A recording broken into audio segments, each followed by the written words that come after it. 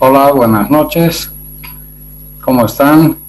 Buenas noches, licenciado. Buenas noches, licenciado. Buenas noches, licenciado. Veo varios nombres conocidos. Buenas Ya, noches. ya estamos, Buenas noches. estamos estrechando vínculos después de 2 semanas. Les comento que he estado leyendo los trabajos, los foros. Todo está yendo bien. Me gusta este curso. Bueno, vamos a comenzar.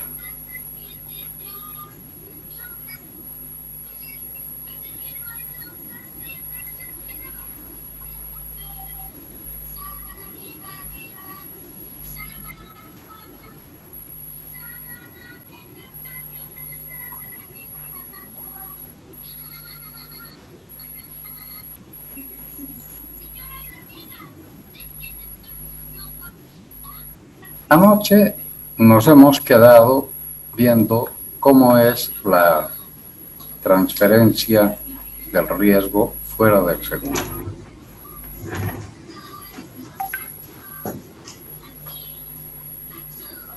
Y espero que haya sido de interés de ustedes. Es una forma frecuente, no haya que inventar el agua tibia, pero son cosas que el gerente de riesgo, sobre todo, debería tener en cuenta, porque junto con el seguro, no son antagónicos, junto con el seguro son formas de liberarse de alguna manera de los riesgos y trasladarlos contractualmente a otras personas. Pero en el caso del seguro es lo más interesante, sin duda, porque como estamos viendo acá, se puede asegurar toda clase de riesgos. Eso es lo que dice la ley, lo que dice el código y lo que se practica en el mundo entero. La verdad es que se puede asegurar cualquier cosa. Ya hemos comentado, por ejemplo, cómo se asegura el pago de los bonos soberanos.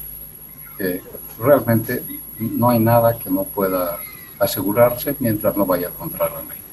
Por supuesto que la compañía, la empresa que tenga que asegurar un riesgo raro, extraño, poco frecuente, tiene que contar con la autorización del fiscalizador y con el reaseguro respectivo, que son, digamos, condiciones jurídicas y condiciones técnicas que le permiten abordar ese tipo de riesgos. Entonces, lo que dice aquí creo que es clarísimo, no es posible encarar el manejo de riesgos sin seguro. Por mucho que hagamos en previsión, no podemos garantizar que no van a ocurrir siniestros y precisamente esa es la función del seguro.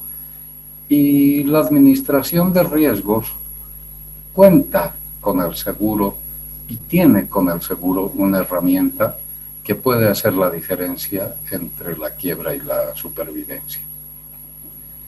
Algo importante que uno tiene que tener en cuenta es que la función económica del seguro es la reposición de la capacidad productiva. Para eso sirve el seguro. Estamos hablando de empresas como la unidad básica de cualquier sistema económico y, por supuesto, dentro de la empresa la continuidad es fundamental. Y el seguro contribuye mucho a eso, reponiendo la capacidad productiva en caso de que se interrumpa por un daño. Todo lo demás ustedes lo conocen, lo voy a decir rápidamente porque estoy hablando con gente experta, ducha en seguros, entonces aquí no vamos a enseñar mucho, ustedes conocen esto. ¿Qué es el riesgo?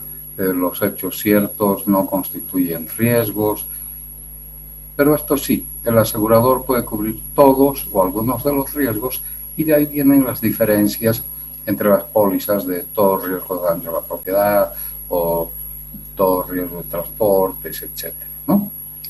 Otro aspecto interesante es que la ley de seguros dice que las entidades aseguradoras pueden determinar libremente sus tarifas. En el ámbito financiero eso es muy importante porque hemos visto que en la banca, por ejemplo, las tarifas han sido reguladas por la ley de servicios financieros. A propósito de la ley de servicios financieros, les cuento que para el examen final van a necesitar ver alguna cosita de la ley.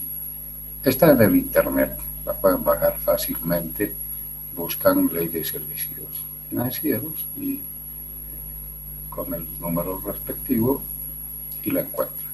Bien, un tema que también vale la pena remarcar, que a veces no está muy claro. Yo le llamo el triángulo perfecto del contrato de seguro porque contiene estos elementos indispensables: la materia del seguro, el objeto del seguro. Fíjense que objeto no es lo mismo que materia. La materia es la cosa asegurada. El objeto del seguro es el propósito, la intención del seguro, como lo vamos a ver ahora, y por supuesto el interés asegurable, que tampoco es la cosa asegurada, hay confusiones en eso.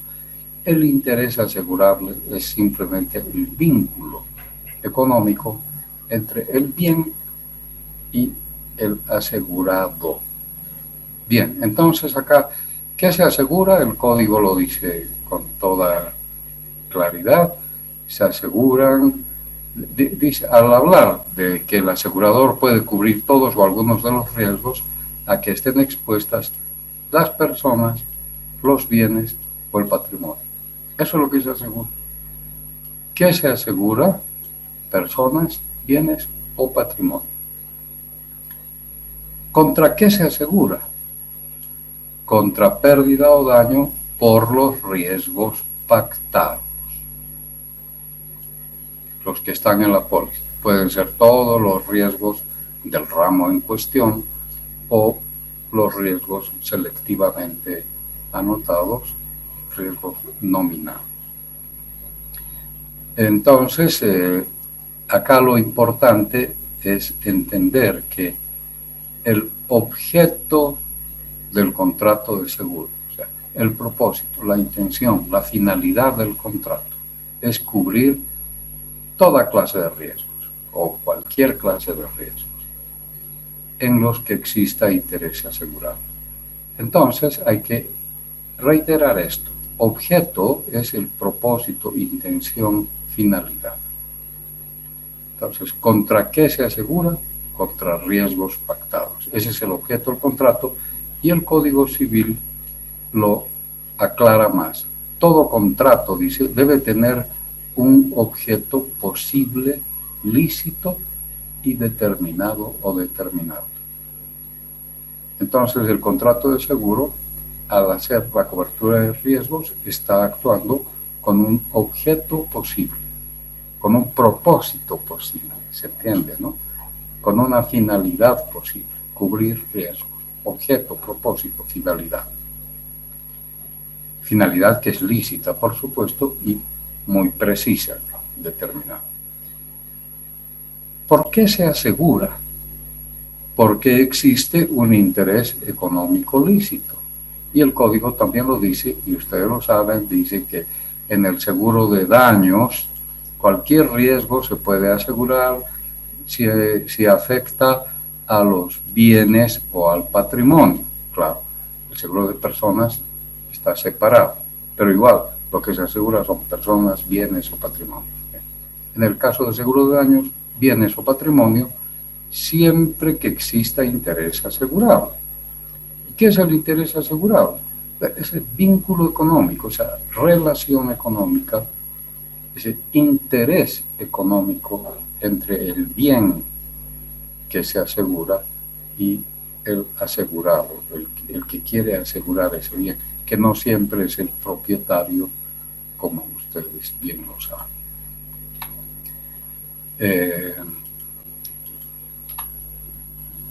Por tanto, hablamos de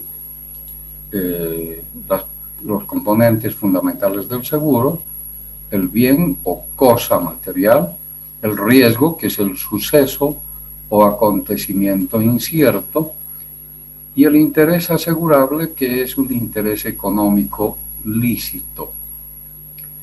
Se entiende, por tanto, el interés asegurable como la relación económica válida o legítima entre una persona y el bien específico que se está protegiendo con el contrato. ¿En qué casos se manifiesta el interés asegurable? Por ejemplo, los seguros de daños, el interés económico lícito. El interés económico lícito, ¿a quiénes comprende? Los titulares de derechos reales, o sea, el propietario, por supuesto, el condómino en su parte indivisa, que es esto, en un edificio, en un condominio, la propiedad horizontal, la propiedad indivisa, que ya no está dividida porque todos los demás son propietarios de sus propios predios. Bien, ese puede asegurar lo que le toque. El usufructuario, y en este caso ya no somos propietarios, sino que usufructuamos de un bien. Por ejemplo, una persona tiene un vehículo y le entrega a otra persona para que lo explote como taxi, por poner un ejemplo. El taxista, que no es dueño del vehículo, pero que puede sufrir un accidente, podría asegurarlo, porque es un usufructuario de ese bien. El usufructo quiere decir, utiliza el bien y produce beneficio para sí mismo y por supuesto para el dueño, ¿no?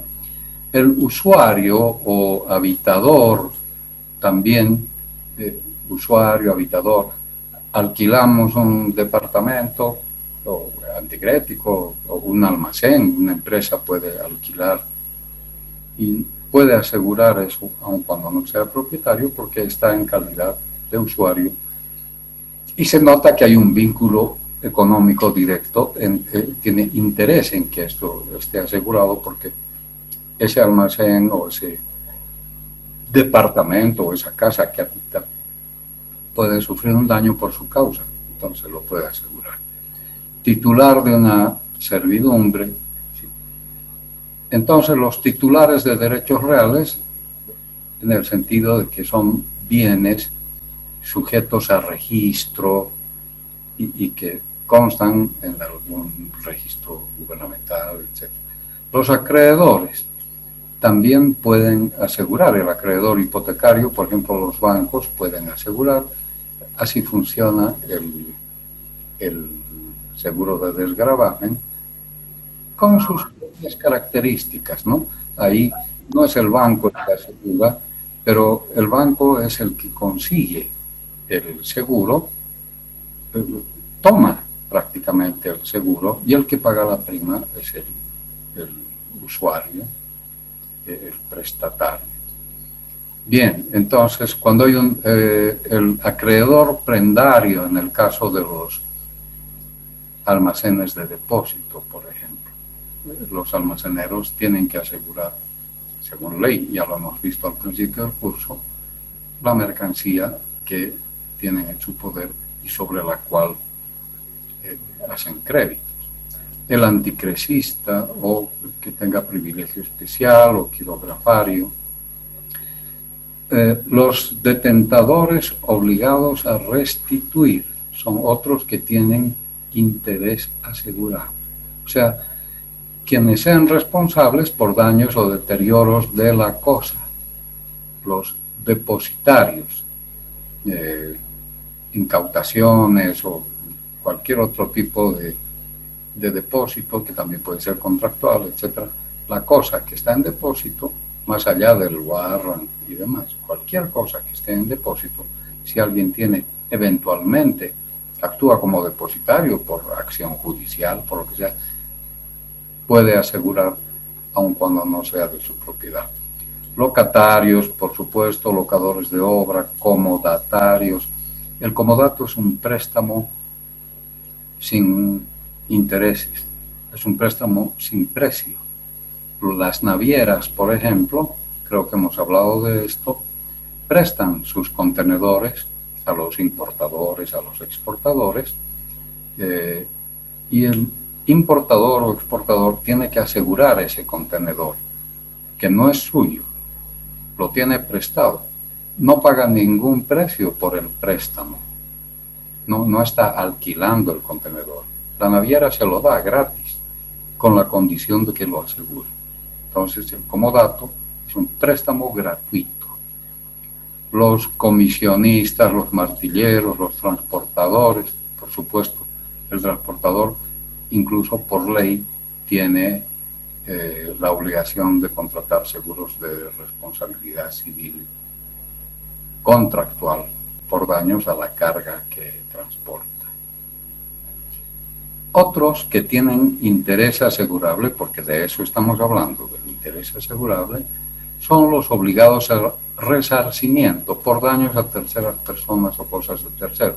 En este caso, cualquiera puede tener la mala suerte de cometer un daño involuntario, un hecho ilícito a otra persona, y todos tenemos derecho de contar, si fuera el caso, con una póliza de responsabilidad civil. Bien, en los seguros de personas, ¿dónde se manifiesta el interés asegurable como interés económico lícito?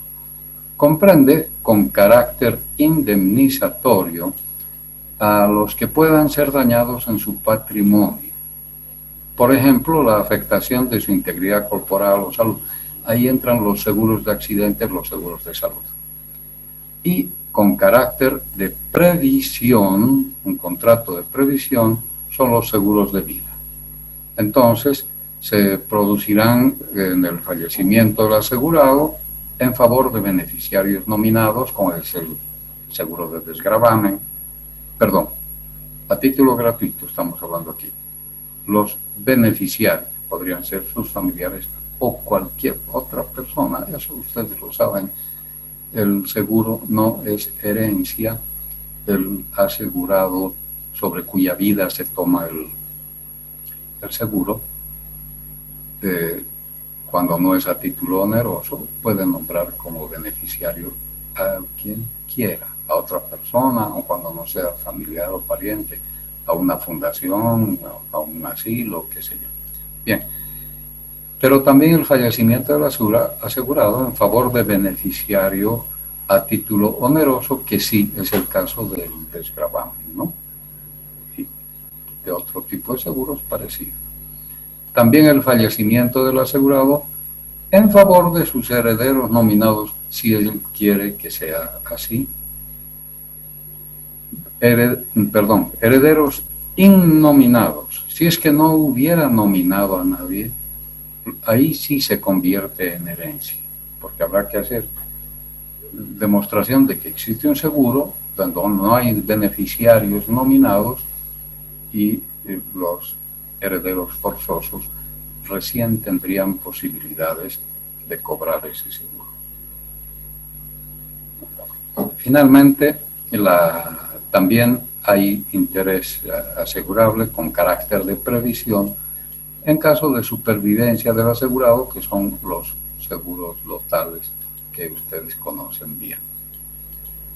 Lo importante es entender el sentido, el alcance de interés asegurable. Algunos aseguradores, en muchos años de experiencia, confunden el interés asegurable con el bien asegurado. Y bueno, es una confusión que se da en todo el mundo, no solo en Bolivia. En la ley hay previsiones sobre el interés asegurable. Cuando se habla, por ejemplo, de si uno asegura en interés ajeno, el tomador del seguro no es propietario de la cosa asegurada, pero lo hace por un otro interés que en ella tenga, todo lo que hemos explicado hace un rato. Cuando se hace un seguro sobre cosas gravadas, o sea, un gravamen hipotecario, por ejemplo, que también es el caso que se puede dar. Pero cuando hay un seguro sobre cosas gravadas, cuando un bien forma parte de una garantía de un crédito, hay que avisar a la compañía que existe ese gravamen para que en caso de siniestro el pago se haga al acreedor primariamente y el saldo al deudor si hubiera ese saldo. Así es como funciona el desgravamen. El Código Civil nos habla de una garantía patrimonial de los derechos y de algo interesante que es la subrogación de las indemnizaciones por pérdida o deterioro de las cosas aseguradas. Si alguien se compra un vehículo al crédito, lo saca de la casa comercial, pero no está todavía a su nombre hasta que termine de pagar. En caso de siniestro total, quien cobraría el seguro es el vendedor. Pero ¿qué se hace en caso de siniestro parcial? ¿No? Ya no se trata de pagar una suma. Sabemos que técnicamente el seguro se reserva el derecho de reponer la cosa y eso es lo lógico. Entonces, eso es lo que prevé aquí el Código Civil, que el acreedor debería cobrar siempre el seguro, salvo en los casos en que la suma que hay que indemnizar se pudiera aplicar para la reparación o la reposición del bien. Entonces, esto yo se los dejo a leer porque es bueno que ustedes como profesionales del seguro lo analicen con más detalle, pero está ahí y yo sé que ustedes lo saben perfectamente. ¿Qué pasa cuando hay un siniestro?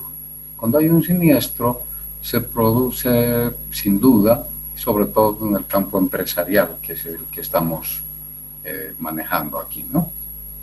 Destrucción de infraestructura, obviamente, interrupción de actividades económicas, a veces fallecimientos que afectan emocionalmente, sin duda, y económicamente también. Quedan inválidos en situación de ser sostenidos. Hay desempleo. Se produce también un incumplimiento en la cadena de obligaciones, porque la organización que sufre un siniestro y que no puede seguir operando, deja de pagar los intereses de los créditos, deja de pagar a sus proveedores de materias primas o de energía, deja de pagar sueldos, es decir, se interrumpen todos los pagos en cadena y por tanto hay un efecto que genera desorden social por todo esto que acabamos de anotar. Y hay otros innumerables efectos sobre las personas, la empresa, la comunidad y el entorno. Entonces, mayor razón todavía para insistir en que se haga uso del seguro, porque estos efectos que se generan en un siniestro se pueden paliar, se pueden disminuir, se pueden moderar con la existencia de una buena cobertura. Hablar de la póliza creo que es ocioso, pero sí habría que recordar que la póliza es la denominación con que se conoce al contrato de seguro escrito y firmado. Esa es la póliza. ¿Qué se define en el contrato de seguro? El contrato de seguro lo que hace es señalar los riesgos que se han transferido y los riesgos que se excluyen. Fija también los términos en que el contrato tiene aplicación. O sea, la duración, los alcances de las coberturas y otros mecanismos que están previstos en el código, en la ley, todo el clausulado de un contrato de seguros que suele ser bastante numeroso en cuanto a las cláusulas y que hay que leer y que hay que conocer porque tenemos que sujetarnos a esas condiciones y los asegurados que no leen su póliza después se encuentran con que o dicen que el seguro no les quiere pagar, etcétera, etcétera. Finalmente, la póliza lo que hace es establecer, la póliza, el contrato, lo que hace es establecer el procedimiento para liquidar los siniestros. Entonces, ¿qué riesgos se transfieren? ¿En qué términos se están entendiendo las partes del contrato? ¿Y qué hay que hacer cuando se genera un siniestro? Eso es lo que básicamente nos dice un contrato de seguro. Las partes del contrato, ustedes las conocen bien. La figura de tomador es interesante. Aparece muchas más veces de las que uno cree y es bueno tenerlo en cuenta. Lo mismo la figura del beneficiario, y muchas veces el tomador, el beneficiario, etcétera, se confunden en términos contractuales en un contrato normal, corriente, pero se pueden llegar a ser incluso la misma persona, etcétera. Y eso ustedes lo saben bien. ¿Cómo establecen las pólizas los riesgos que cubren? Bueno, como decíamos, la póliza puede cubrir todos o algunos de los riesgos y por tanto, si se trata de algunos riesgos, estaremos hablando de los riesgos nominados. Hay pólizas que tienen un solo riesgo. Por ejemplo, las pólizas de vida. El riesgo es la muerte. Las pólizas de incendio, que normalmente exigen los bancos cuando hay un crédito con garantía de un bien inmueble, lo que piden son riesgos de incendio. O el seguro de responsabilidad civil. Cuando alguien toma un seguro de responsabilidad civil, ese es el único riesgo que está asegurado.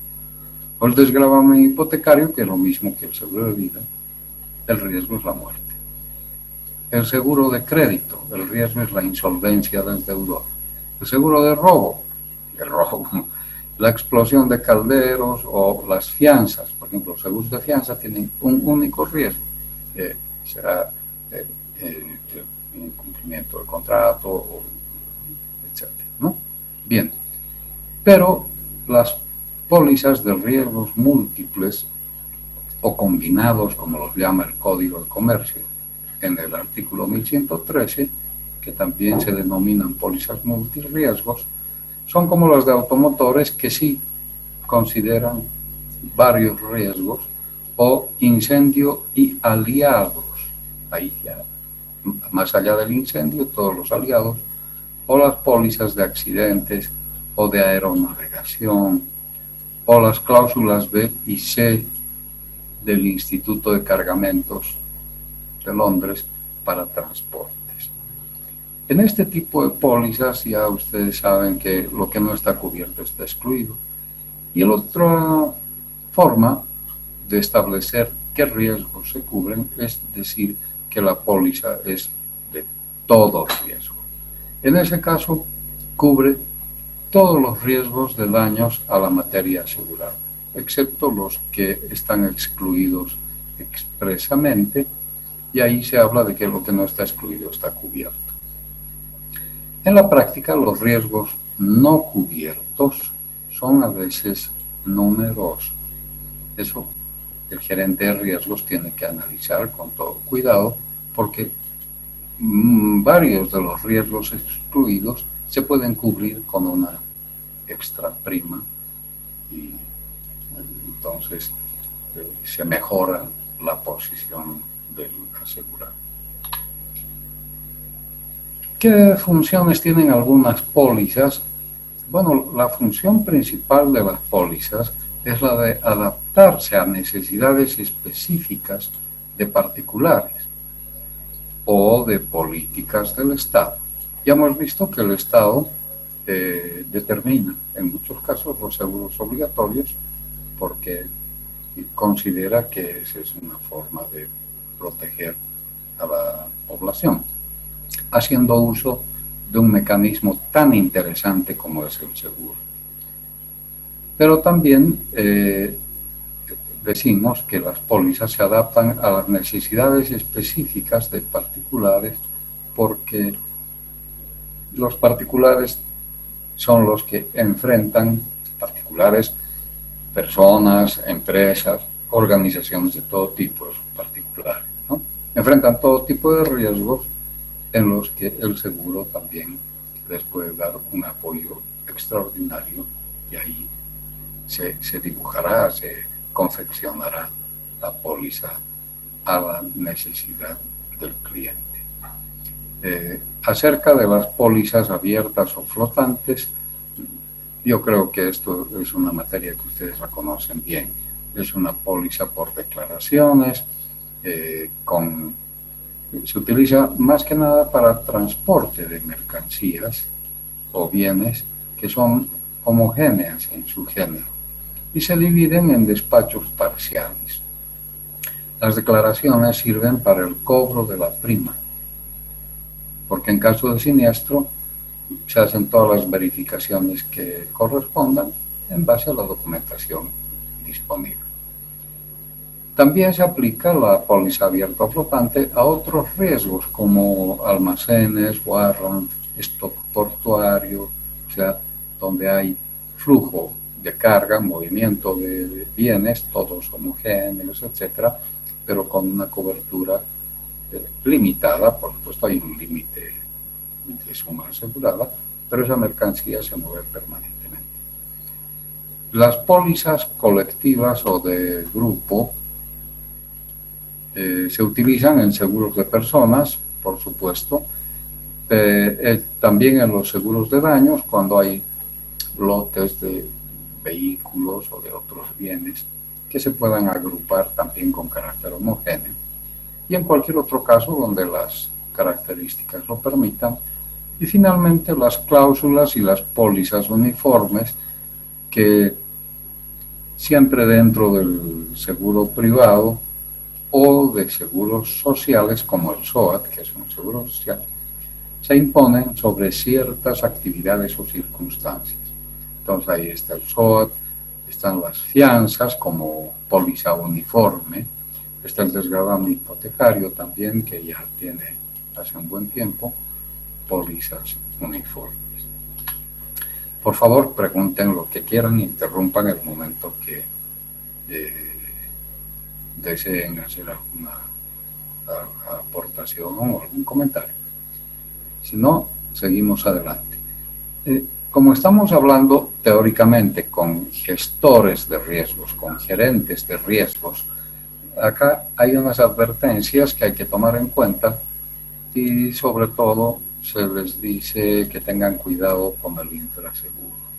El peor error que puede cometer una empresa, un asegurado, un gerente de riesgos,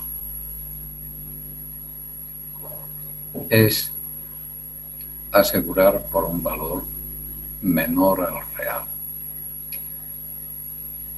A veces se hace por negligencia y a veces por un pretendido ahorro de primas. Es una locura. También el gerente de riesgos tiene que revisar permanentemente las cláusulas, porque algunas pueden ser antieconómicas para él, ¿no? Las pólizas pueden tener limitaciones inadecuadas a la responsabilidad civil, por ejemplo, o exclusiones inadecuadas o coberturas insuficientes. No lo decimos en el sentido legal, porque las compañías hacen sus pólizas legalmente, pero son insuficientes o inadecuadas para el propósito, para lo que desea cubrir la empresa o el gerente de riesgos. Entonces, en ese sentido, podrían ser cláusulas antieconómicas. Declarar mal, sin duda, eso va a repercutir, ¿no? Hay que declarar todo como es en el momento de suscribir el seguro.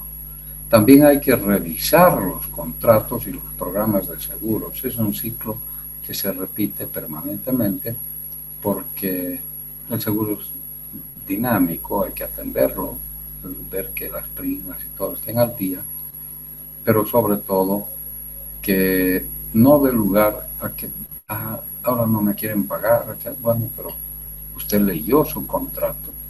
Yo me he encontrado en la vida de asegurador, en la vida profesional, con que hay un buen número de clientes de asegurados que no leen sus pólizas. Bien, finalmente, un aspecto al que hay que poner mucha atención como gerente de riesgos es hacer prevención. No basta con estar asegurado. La idea no es cobrarle al seguro. La idea es que no tengamos siniestros, que no tengamos que cobrarle al seguro. Y si no le cobramos, mejor, porque en la renovación del año que viene podemos lograr una disminución de primas. ¿Qué derechos tiene el asegurado? En el Código de Comercio hay unos derechos que están establecidos como tiene derecho a cobrar los siniestros que estén amparados por el contrato con fuerza ejecutiva, si fuera el caso. También tiene derecho a solicitar rectificación dentro de 15 días de recibida la póliza si no concuerda con lo que han convenido, con lo que él ha planteado que le cubra su contrato. Tiene derecho a rescindir el contrato de seguro si está estipulado en la póliza. Los aseguradores ponen siempre cláusulas de rescisión. Transferir el interés asegurado notificando al asegurador. O sea, el asegurado puede vender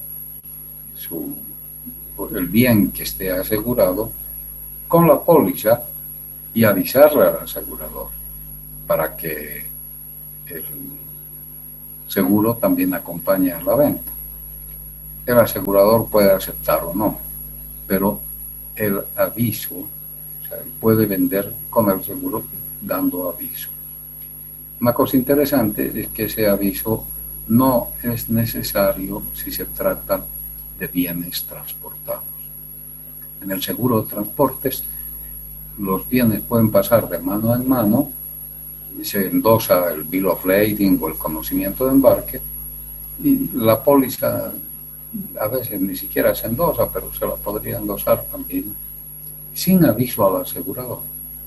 Eso está en la ley y funciona, por supuesto. El asegurado también tiene derecho a tomar varios seguros sobre el mismo riesgo y el mismo interés. Acá, por ejemplo, hay una confusión incluso de la ley. Y el mismo bien, debería decir, ¿no? Pero el interés también puede ser patrimonial. Entonces, el patrimonio no es un bien, es un conjunto de bienes. Para evitar esas confusiones, se habla del interés asegurado, haciendo saber a cada uno de los aseguradores la existencia de los otros seguros. O sea, pluralidad de seguros siempre que todos los que comparten el riesgo, los aseguradores que comparten el riesgo, estén advertidos.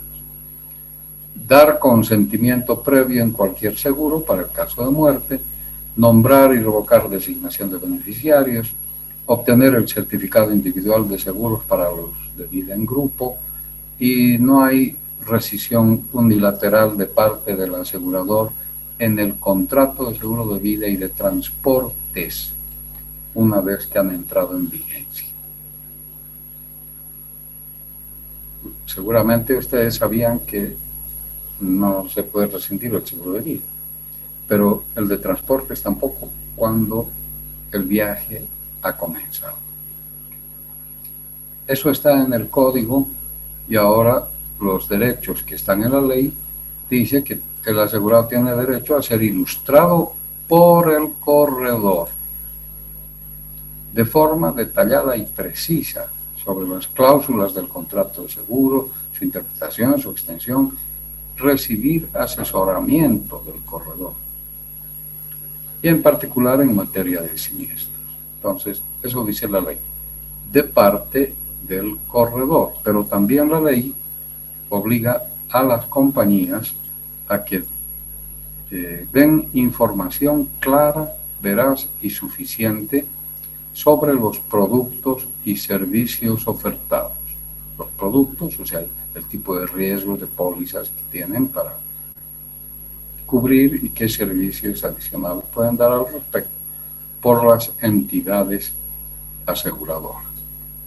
Eso está en el artículo 38 de la ley.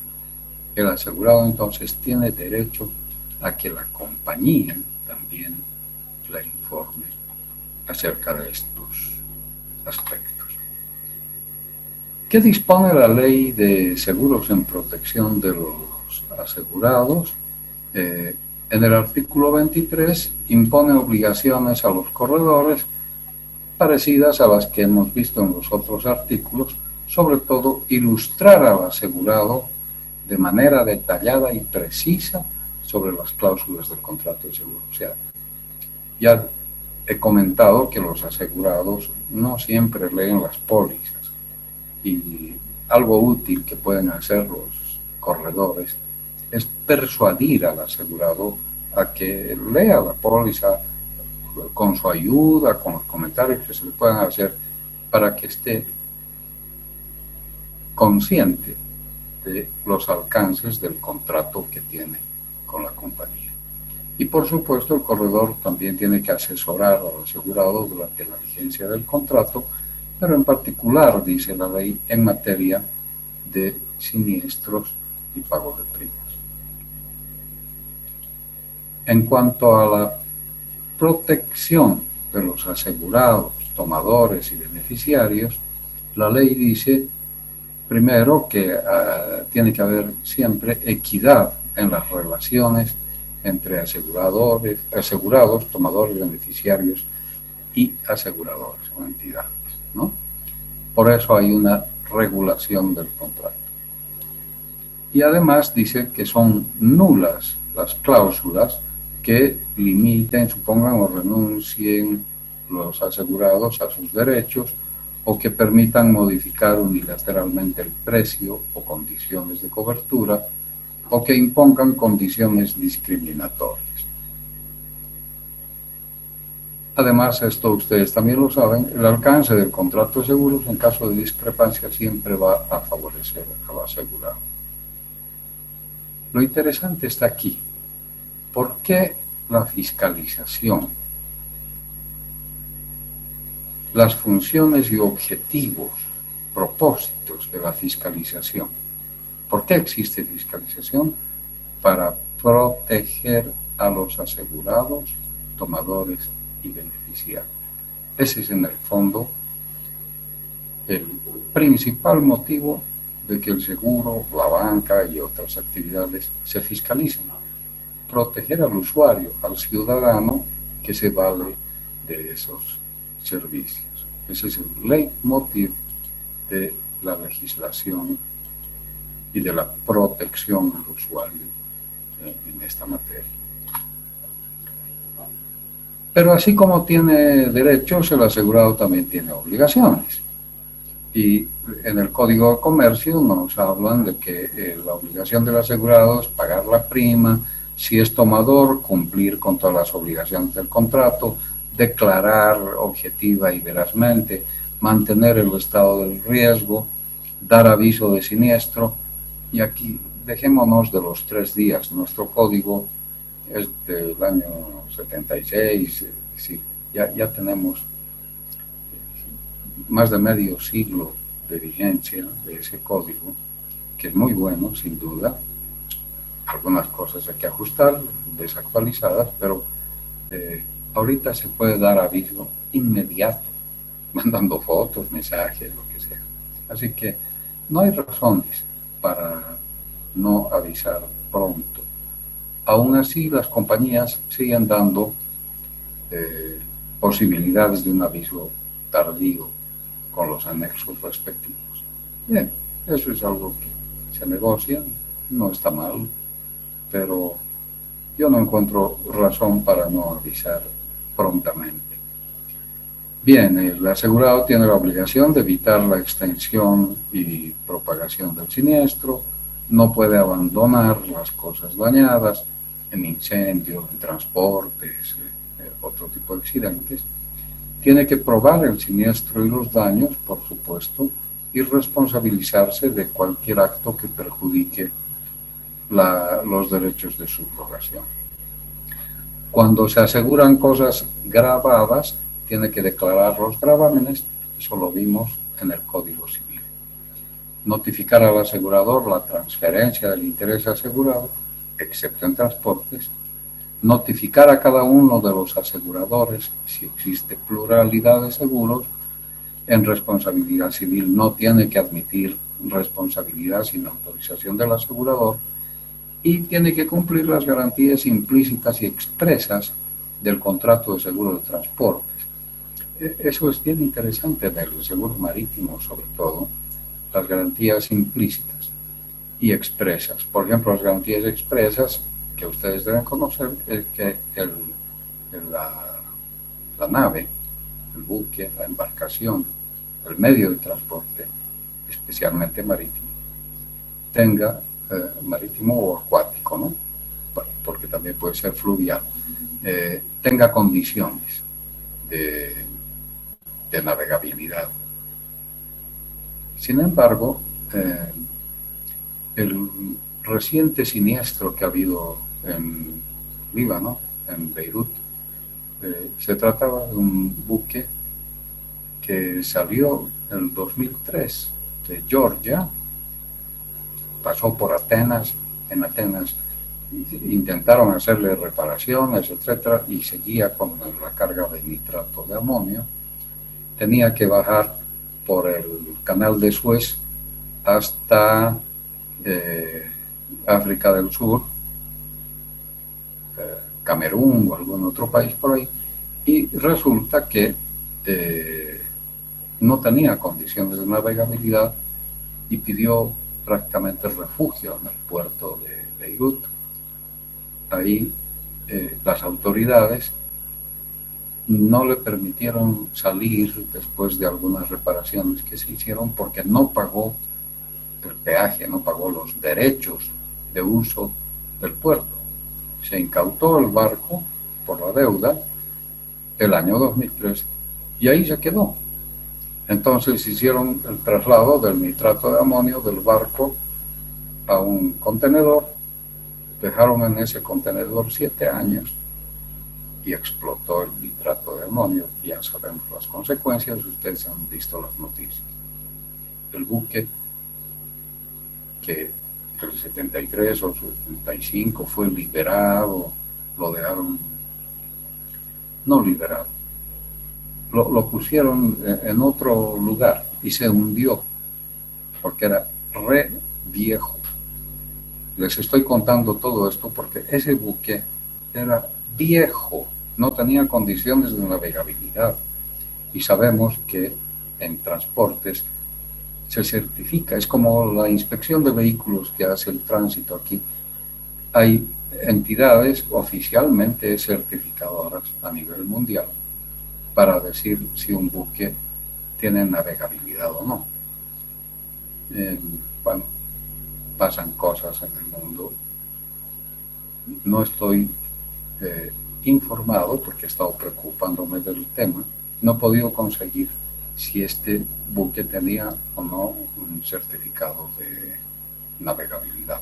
Probablemente sí, porque accidentes como este han sucedido especialmente con buques petroleros, que también han salido al mar y ya no han podido seguir navegando por viejos y se han partido en dos y han contaminado lo que pasó con el Prestige. Cuando ha sido lo del Prestige. Ya hace una decena de años más o menos, en las costas del mar Cantábrico, ahí cerca de España, y otros buques parecidos. Entonces, esas son las garantías expresas, la navegabilidad.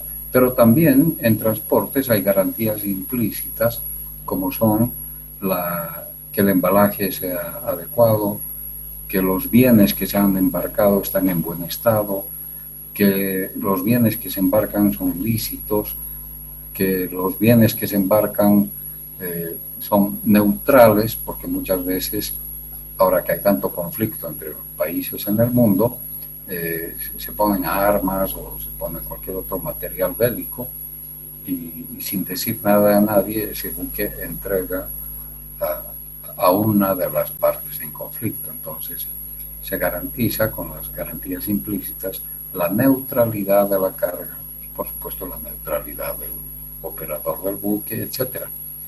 Esto de las garantías es amplio y es interesante si alguno de ustedes quiere profundizar en el tema. Bien, finalmente, ¿qué obligaciones más tiene el asegurado? Cumplir con las obligaciones que le impone el contrato, porque el contrato es ley entre partes, así lo dice el Código Civil. En el artículo 519, cuando nos habla de la eficacia del contrato. ¿Qué disposiciones legales existen sobre peritaje? Esto yo se los dejaría un poco a la lectura más detenida. Está referenciado, creo que podemos repasarlo muy rápido. El Código Civil, por ejemplo, dice que cuando hay que apreciar hechos que exijan preparación y experiencia especializada, ¿qué se hace? Se recurre a la información de expertos. Y el Código de Procedimiento Civil dice cómo. Entonces, es una disposición acerca del peritaje. El Código de Procedimiento Civil nos habla de los puntos de pericia. Cuando hay un peritaje, las partes tienen que decir qué es lo que se va a peritar, porque un perito no puede ir más allá de lo que se le está pidiendo que se pronuncie, y tampoco menos. O sea, tienen que pronunciarse específicamente sobre el ámbito de la controversia, ni más ni menos. Entonces, la parte que deberá producir la prueba de peritos establece la solicitud de los puntos sobre los cuales va a versar la prueba. Y la parte adversa podrá objetar o agregar nuevos puntos. Finalmente, si no se ponen de acuerdo, el juez, en base a eso que ha recibido, fija los puntos de pericia, pudiendo agregar otros o eliminar los que considere improcedentes. Pero claro, esto es para el caso en que llevemos esto a la justicia ordinaria. Lo que interesa aquí es que con o sin justicia ordinaria, el ajuste de los puntos de la pericia es lo que importa, y lo mismo pasa en el ámbito de lo que marca la ley de seguros respecto del peritaje. El artículo 1472 del Código de Comercio dice que el peritaje es procedente cuando la apreciación de hechos controvertidos requiera conocimientos especiales. Y fíjense una cosa interesante. El peritaje es un medio de prueba. Siempre se habla, y en el caso del asegurado, por ejemplo, en que tiene que aportar pruebas de cómo sucedió el siniestro, qué es lo que pasó, etcétera, etcétera. Bueno, una de las pruebas que puede aportar el asegurado es un peritaje. O para la compañía también el peritaje, si le resulta favorable, es una de las pruebas que aporta para negar la indemnización, por ejemplo. Para quien sea, lo importante es que el peritaje es un medio de prueba. Cuando se hace peritaje, cuando lo estipule el contrato, las pólizas siempre ponen, porque ya está en la ley, o cuando el juez disponga la prueba pericial. En el 1036, el Código de Comercio también nos habla de peritaje en caso de diferencia en la evaluación de los daños. O sea, una cosa es determinar la causa de los daños, que por supuesto merecerá a un perito especializado. Si son daños de accidentes, será un médico. Si son daños físicos en una obra arquitectónica, será un ingeniero. El perito tiene que ser alguien que sepa del ámbito en el que se ha producido, pero también el peritaje se hace para valorar los daños, no solo la causa del daño, sino también cuánto cuesta ese daño. Incluso podrían ser peritajes diferentes. Una cosa es pronunciarse sobre qué es lo que ha provocado o producido el daño, y otra cosa será pronunciarse sobre cuánto vale el daño producido. Bien, finalmente, ya hablando del artículo 39 de la ley, donde dice que cuando hay controversias de hecho sobre las características técnicas de un seguro, se resolverán por peritaje, porque de eso estamos hablando, del peritaje, ¿no? Ahora, si no se llega a un acuerdo por el peritaje, dice, se resolverán por el arbitraje. Pero el peritaje realmente es muy útil. Una ocurrencia, si ustedes quieren, interesante.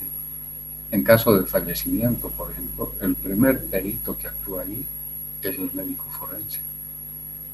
El forense establece las causas del fallecimiento.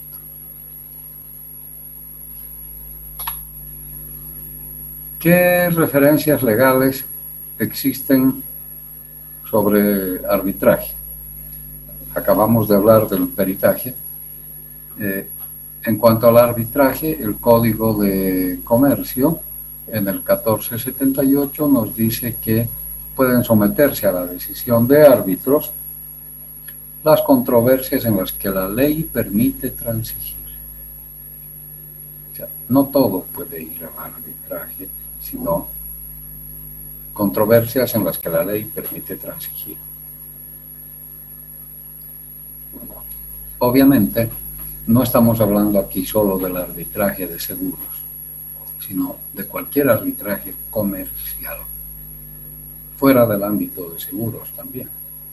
Contratos de servicios, contratos de provisión, se pueden llevar al arbitraje, y la ley prevé que este tipo de solución de controversias, que puede ser conciliación, peritaje, arbitraje, se trabajan sobre elementos en los que la ley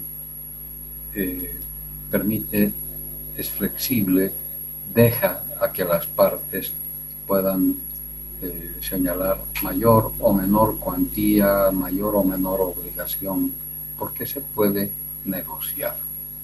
En los aspectos en los que se permite transigir por ley, se puede aplicar el arbitraje.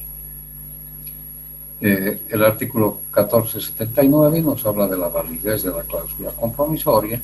Las compañías toman previsiones para que esa cláusula siempre esté en los contratos, porque es importante que esté ahí, para que las partes se obliguen a someterse a un arbitraje y no acudir a otras vías que son menos convenientes desde todo punto de vista. Por supuesto, está ahí la Ley 708 de conciliación de arbitraje, que nos habla de que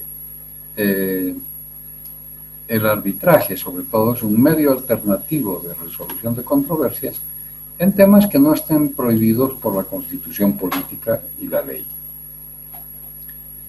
El arbitraje por administradoras, como las cámaras de comercio, la CAINCO, qué sé yo, tienen la administración de los arbitrajes, pero también se puede hacer lo que se llama un arbitraje ad hoc, o sea, no institucional, sin ir a ningún centro de arbitraje. Las partes establecen los procedimientos y demás cuestiones en el marco de la Ley 708. Otra definición interesante que nos da la Ley 708 es el arbitraje en derecho, donde se aplica estrictamente la norma jurídica. En cambio, el arbitraje de equidad resuelve con leal saber y entender, según el sentido de lo justo y correcto. Esto es interesante yo creo que ustedes ya lo saben, el laudo antes, los árbitros emitían un laudo, una sentencia, que sería en términos judiciales, emiten el laudo, pero ese laudo había que llevarlo a homologar a un juzgado. Y el juez homologaba y recién adquiría plena fuerza. Actualmente, la ley 708 nos dice que el laudo queda ejecutoriado si las partes no interponen recurso de nulidad en 10 días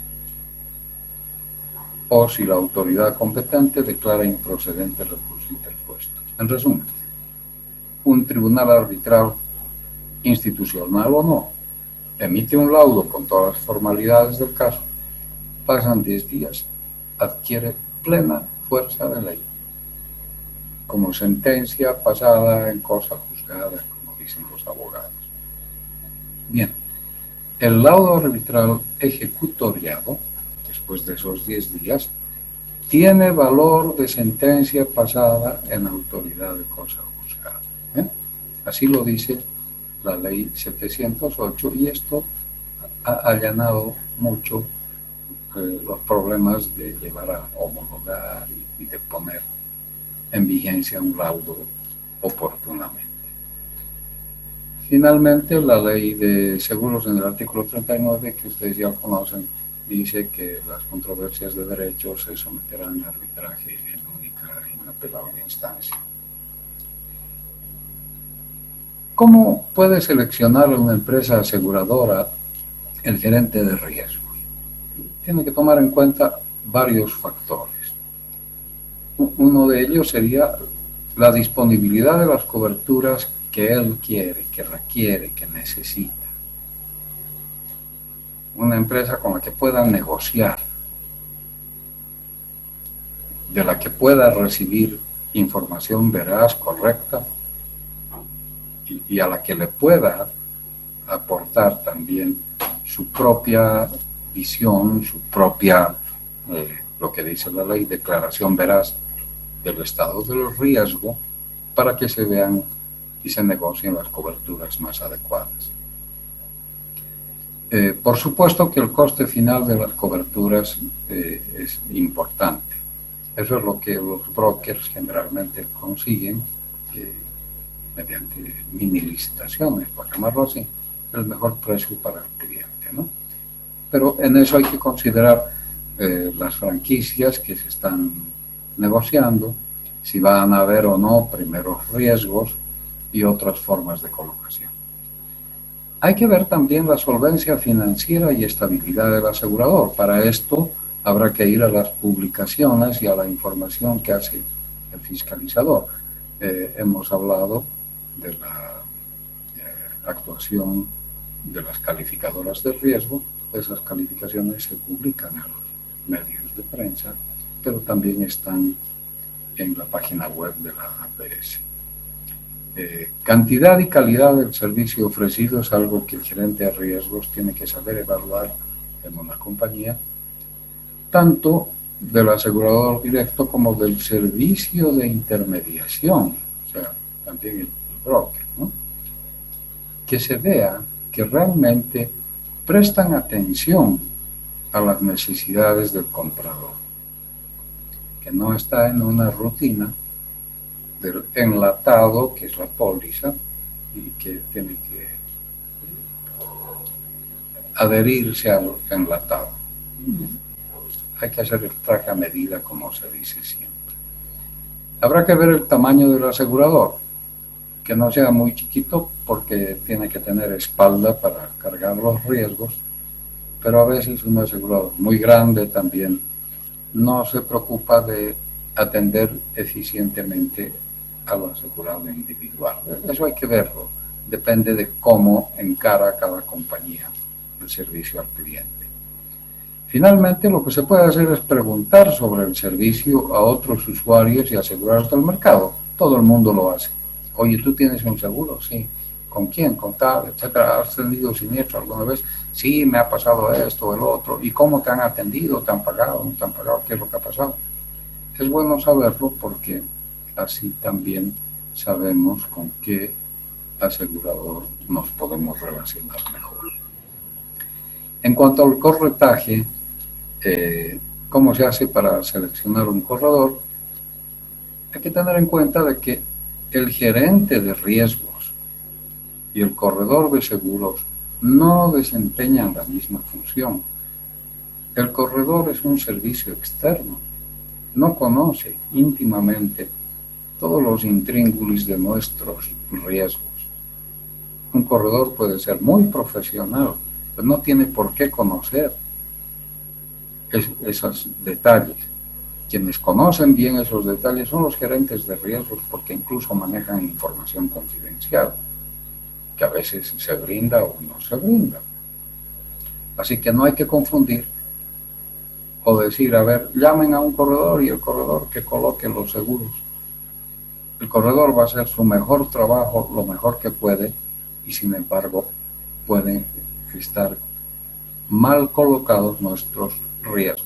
Falla nuestra, no del corredor. Así que el trabajo del gerente de riesgos tiene un ámbito mucho más amplio que la simple compra del seguro. Las organizaciones deben coordinar sus programas de seguro con su propio personal. El corredor no cuenta con la íntima familiaridad y conocimiento de las situaciones comerciales y administrativas internas. Entonces, para definir la compra del seguro, la participación del gerente de riesgos es indispensable. Los intermediarios, claro, conocen las pólizas con las que están familiarizados. Por eso el cliente tiene que ser exigente en la atención de sus intereses específicos. Un gerente de riesgos es tan necesario como un jefe de compras. Ustedes han visto en todas las empresas hay un jefe de compras. ¿Qué compra? Repuestos, insumos, etcétera, y a veces actúa hasta por su propia cuenta y él sabe cómo hace su trabajo. Bueno, si a un encargado de compras se le da tanto valor, tanta fuerza, tantas facultades, mucho más para un gerente de riesgos que está manejando precisamente las amenazas de la entidad.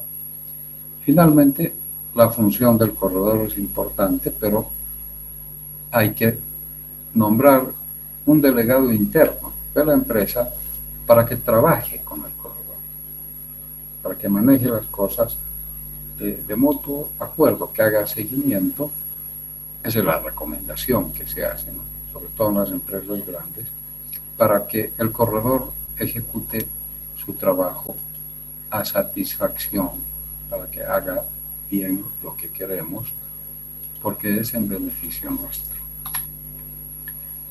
¿Para qué sirve el reaseguro? Aquí me voy a detener muy poco, porque esto sí ustedes tienen un curso, un módulo de reaseguro. Lo que sí vale la pena es, ¿para qué sirve? Bueno, pues para aumentar la capacidad del seguro y para dispersar y atomizar el riesgo.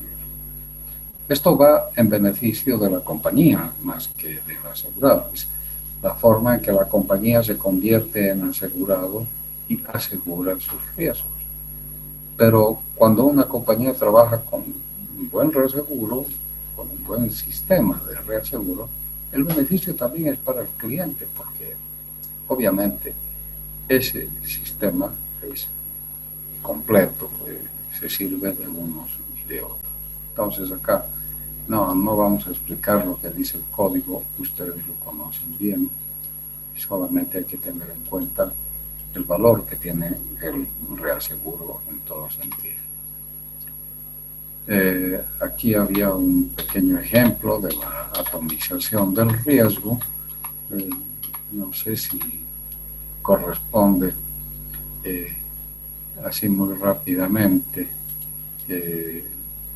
Se van a reír de esto porque ustedes sí conocen, pero bueno, aquí hay un cliente que compra un seguro por 1 millón, la aseguradora emite la póliza por 1 millón, pero retiene 50.000, se queda con el 5% del riesgo y coloca el resto los 950.000 restantes, el 35% con A, el 30% con B y el 30% con C.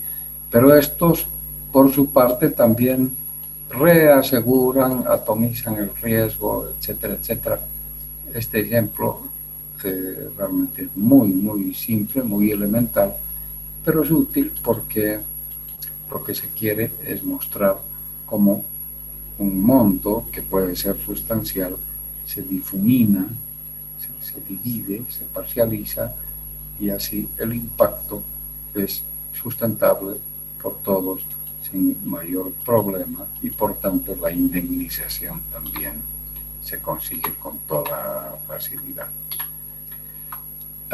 Aquí hay una partecita, ya casi terminando el curso, la clase, aspectos legislados del seguro que conviene conocer y tener en cuenta, y ustedes también saben todo esto.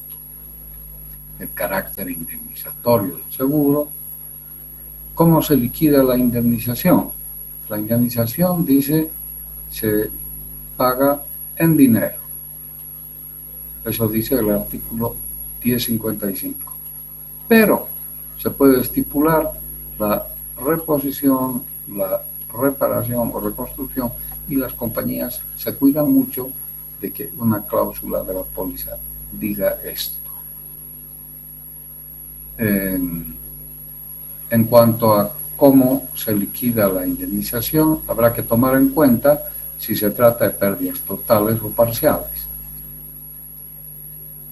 O sea, parte o todos los bienes asegurados. Y también si se trata de pólizas valuadas o de valor admitido. Recuerden que hemos hablado de transportes. Ahí es donde se aplica más el valor admitido, sobre todo cuando hay peligro o señales de que los precios de ciertos productos, que suelen ser productos básicos, fluctúan en el mercado, en la bolsa, y entonces necesitamos contar con un valor fijo en la póliza para que las fluctuaciones no afecten a una posible indemnización. Entonces ahí se habla de un valor admitido. Pero también hay pólizas en las que, en transporte, que la ley permite que se asegure no solo por un 110, quizás un 115, 120%, porque se permite asegurar el lucro cesante, como se asegura el lucro cesante en la paralización de actividades en una industria. En el caso de un hundimiento de un barco donde toda la mercancía se ha perdido, si hemos contratado una póliza con lucro cesante, el seguro nos va a pagar el valor de la mercancía y el beneficio que esperábamos obtener con la comercialización de esa mercancía.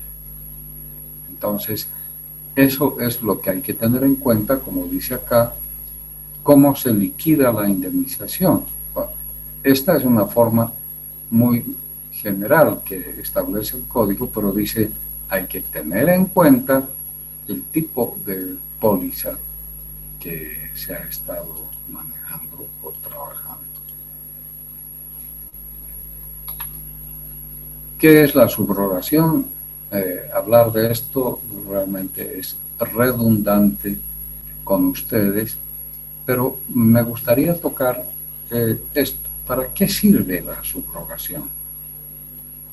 La subrogación sirve, en primer lugar,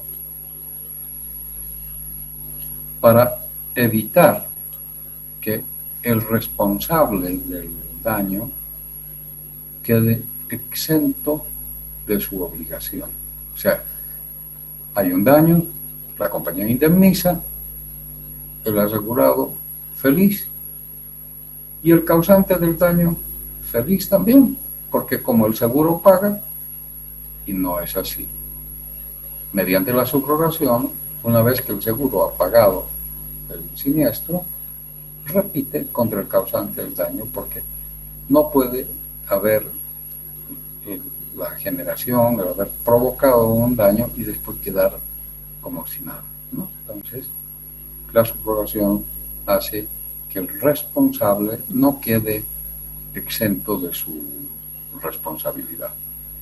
También sirve la subrogación para evitar que el asegurado cobre el seguro y pretenda cobrar también el resarcimiento del tercero.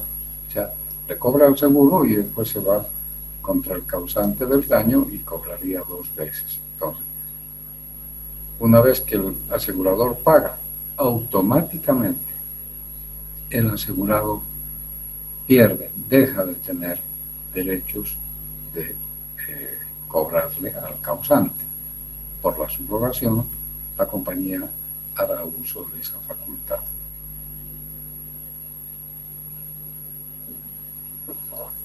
Finalmente, en teoría al menos, la subrogación lo que permite es evitar el incremento de primas, porque la recuperación de lo pagado disminuye la carga siniestral.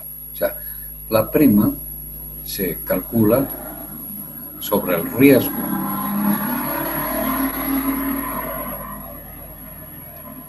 Pero ese riesgo se mide en función también de los siniestros que se pagan. Un ejemplo clarísimo es el de aeronavegación. Las tarifas del seguro de aeronavegación suelen ser relativamente estables hasta que hay un siniestro. Y cuanto más siniestros de aeronavegación hay, más suben las primas, porque el mercado reacciona así.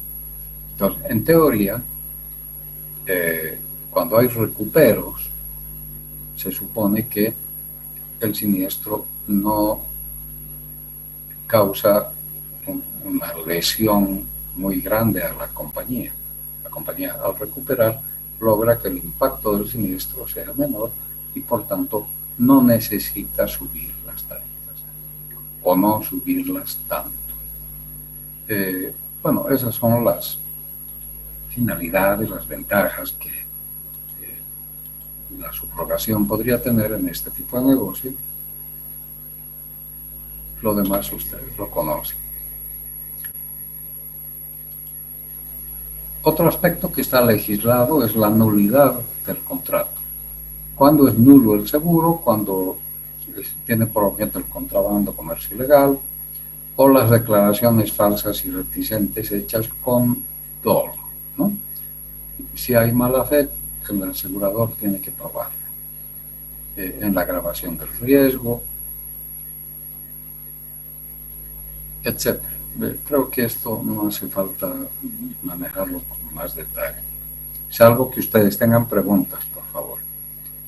¿Cuándo el contrato de seguro puede ser anulado? Cuando hay reticencia o inexactitud, etcétera, etcétera. ¿Cómo se aplica la anulabilidad en los seguros de vida? Si ha estado en vigencia durante 2 años, no se puede anular, salvo incumplimiento en el pago de primas. Finalmente, el infraseguro, que ya hemos anotado y que también hay que tenerlo en cuenta.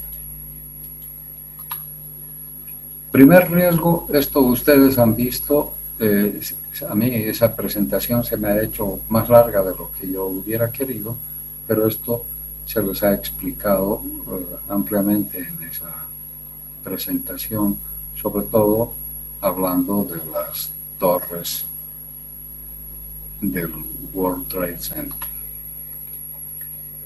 Ahí también hemos hablado del PML. Lo único que tendríamos que tocar en esta lámina es la franquicia, aspecto que ustedes también lo conocen bien, salvo que haya preguntas, reitero. El vicio propio sí es algo que interesa,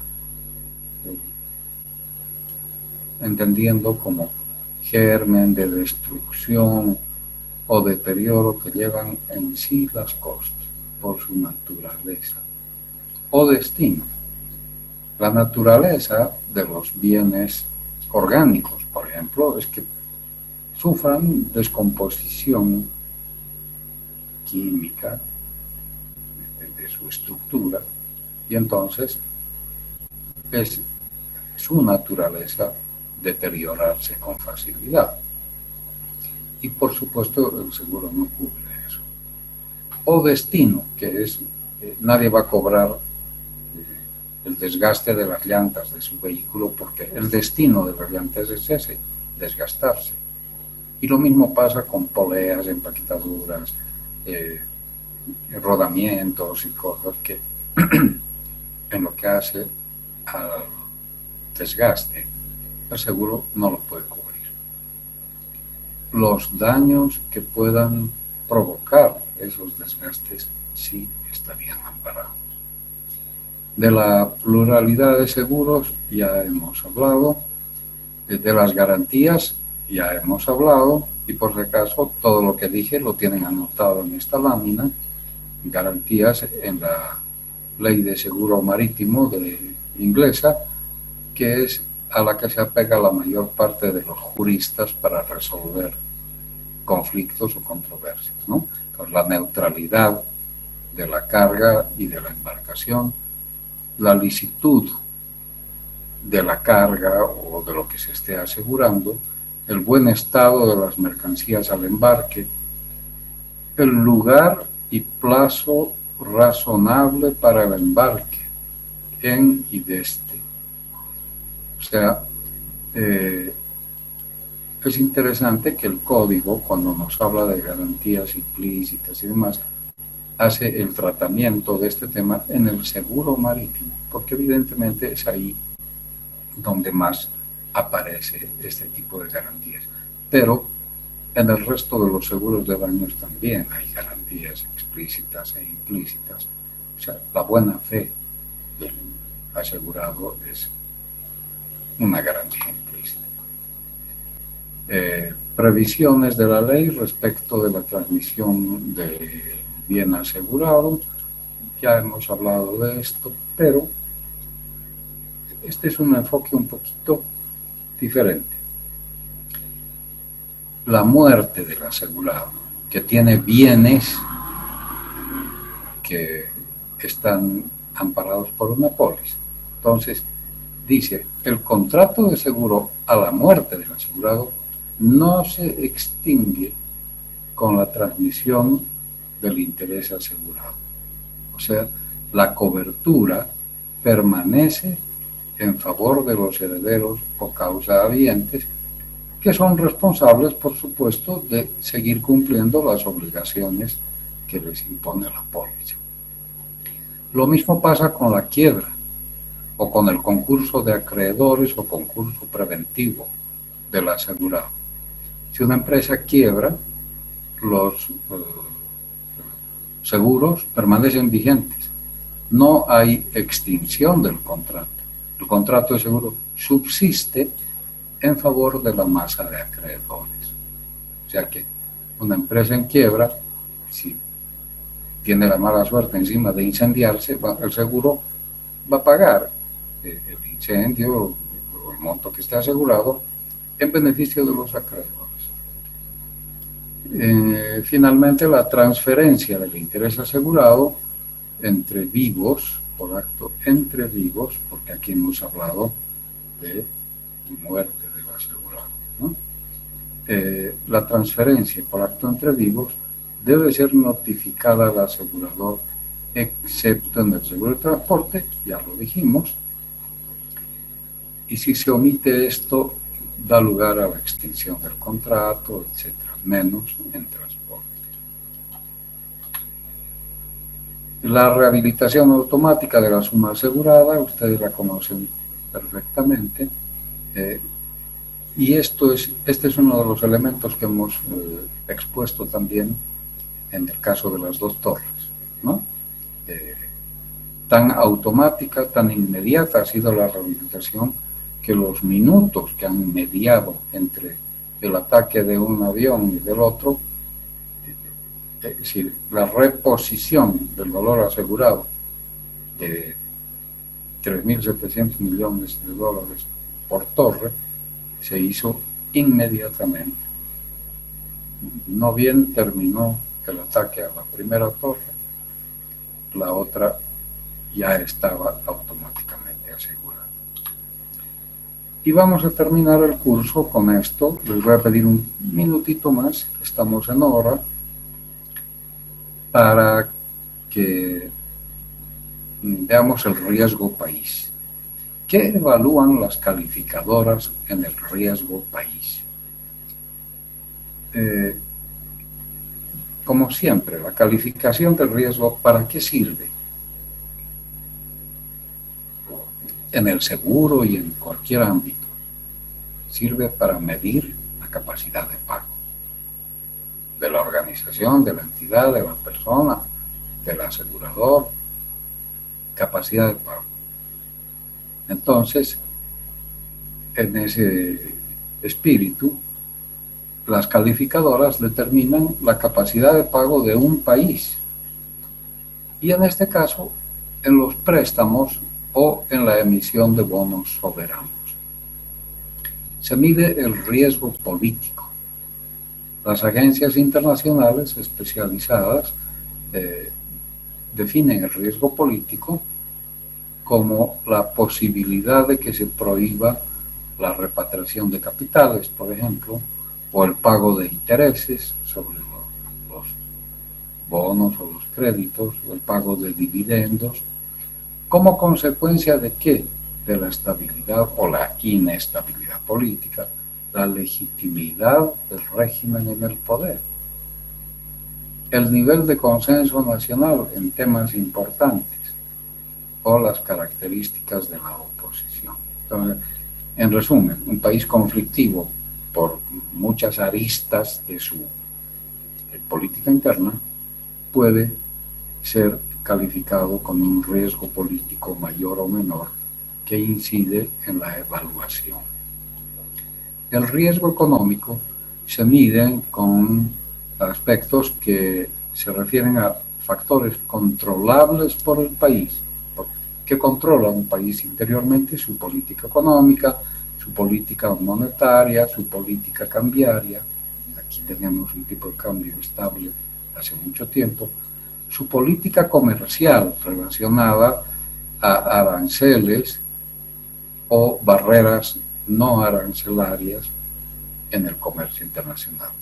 Sus presupuestos, los impuestos, el uso de recursos naturales, en el caso de los impuestos, la presión tributaria y todo eso que conocemos, ¿no? Pero hay aspectos no controlables por el país.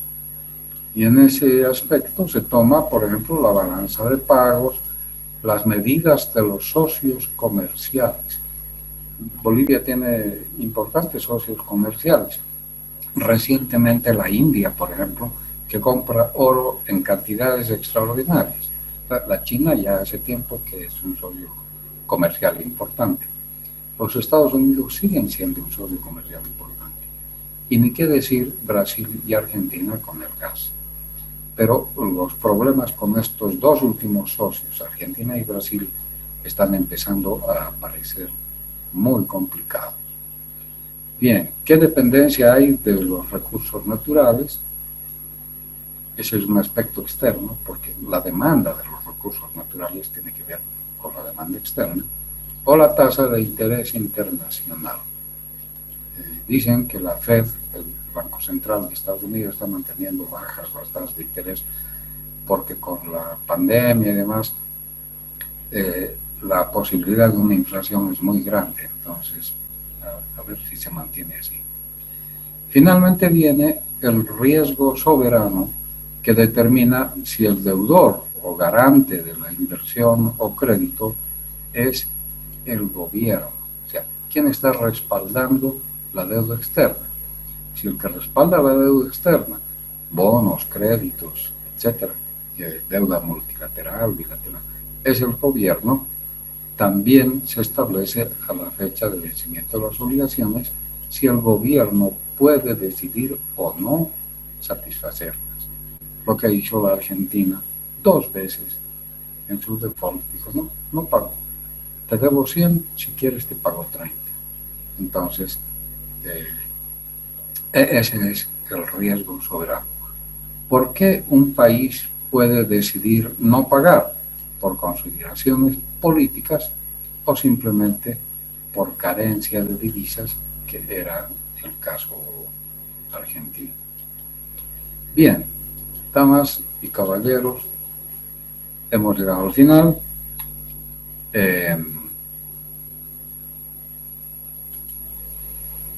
Para mí ha sido un gusto estar con ustedes. Espero que les haya servido. Estoy seguro que los trabajos que van a realizar van a estar a la altura de los anteriores. Para mí ha sido muy satisfactorio encontrar trabajos muy buenos, muy bien razonados. Otros no tanto, pero están dentro de un buen desempeño, así que no tengan preocupaciones. Además, yo sé que ustedes están en estas aulas no por la nota, sino porque se supone que obtienen información de calidad, formación en cierto sentido. Tienen mi correo en las páginas, en los títulos de la materia. En caso que alguno de ustedes quiera hacer una consulta o algún comentario, por favor no se priven de hacerlo. Que les vaya bien, buenas noches. A tiempo de despedirse, disculpen, pongan su nombre en el chat, que lo voy a abrir en este momento. Por favor. Bueno, eso es todo. Chao. Gracias, Licen, por Gracias, todo. Licen. Muy buenas las gracias. Gracias, Licen. Buenas noches. Gracias, Gracias, Licen. Gracias, Lisen. Muchas gracias, licenciado. Buenas noches. Gracias, licenciado. Nos vemos. Gracias, Licen, Gracias, que tenga buenas licenciado. noches. Muchas gracias, licenciado. Buenas noches. Buenas noches.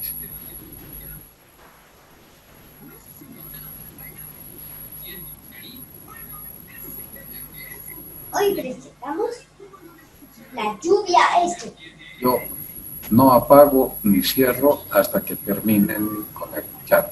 Pero los que ya se han despedido ya pueden irse. Chao. Que les vaya bien. Hasta luego, Licen. Hasta luego, licenciado.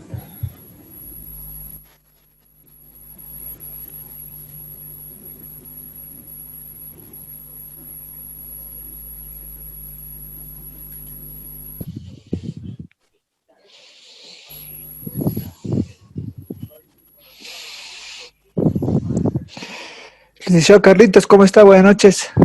Hola, José. ¿Qué tal? ¿Cómo Buenas está? noches. ¿Todo bien, Lic? Todo bien, Lic. Culminó con éxito, licenciado. Todo lindas sus clases, licenciado. Me alegro que así sea.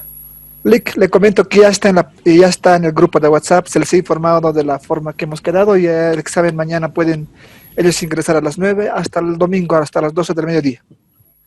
Perfecto. Sí, está bien que se les dé tiempo, porque, ¿sabes? No es tanto pillarlos con presión, sino que es un trabajo que creo que para ellos también les va a interesar, así que está bien. Gracias, José. A usted, licenciado. Buenas noches, licenciado. Que la vaya muy bien. Chao, nos vemos. Buenas noches. Hasta luego, Lic.